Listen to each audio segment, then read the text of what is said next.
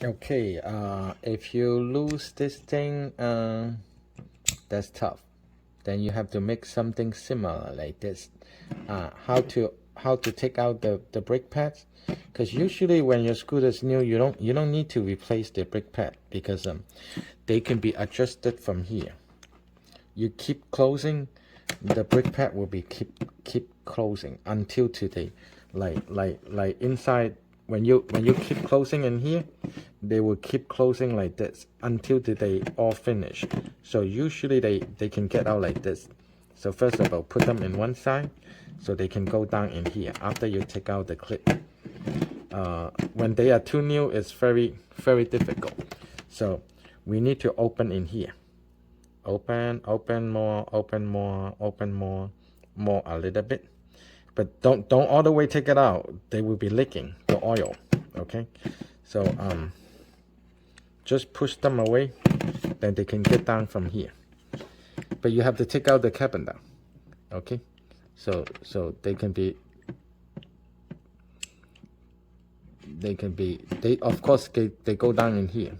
But when the brake is too new, it's very hard to get out.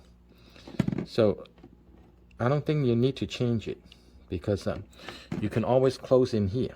Keep closing to keep closing so they can be reused, because the brake pad, they could be good for 2 or 3 years. Just push them to the middle and they go down from here. But when they is too new, that's not good. So the next video, maybe we're gonna find something to do this. You can find a 2-piece of metal. Just make it like, you can take one out from the other brick. Just make a piece of metal, and then like a straight metal like this, and then you can simply close it, and then just make it a similar. Then they can be put in. They only need to hold on, they just need to hold on, something like that. Close a little bit more, and then we can plug it in. It's not good. Then we have to adjust a little bit. Then we're gonna put it in.